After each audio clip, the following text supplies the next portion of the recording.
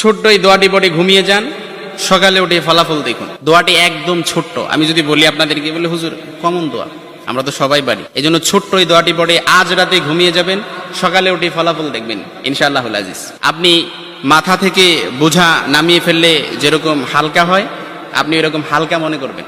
আপনি মনে করবেন আপনার সমস্ত গুনাহ মাফ হয়ে গেছে, এরকম একটা হালকা অনুভূতি আপনার ভেতরে কাজ করবে। খুশি হয়েছেন মনে হয় না?